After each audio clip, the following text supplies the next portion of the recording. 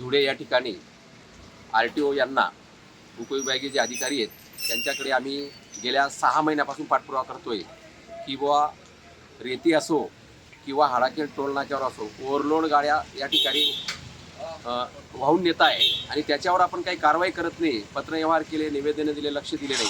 मी गेल्या 8 दिवसापूर्वी यांना पत्र दिलं की जर आपण 15 ऑगस्टपर्यंत चौकशी करून आम्हाला अहवाल दिला नाही किंवा चौकशी करून कारवाई केली नाही, शिस्त लावली नाही, तर मी 15 ऑगस्टपासून आमरण उपोषणाला बसेल. परंतु त्या पत्राला यांनी साधं मला बोलवणं सुद्धा केलं नाही की आपण आमरण उपोषणाला बसू नये, आपण चर्चा करू, आम्ही कारवाई करतो आणि एक अहवाल तुम्हाला देतो, असंही यांनी सांगितलं नाही. त्यामुळे आज 3रा दिवस आहे माझा आमरण उपोषणाचा.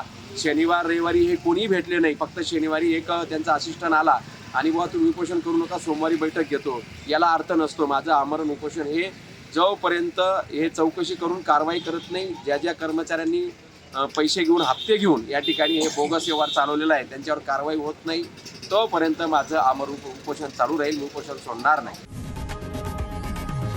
लोकशाही मराठी ऐका, पहा, जागरूक रहा.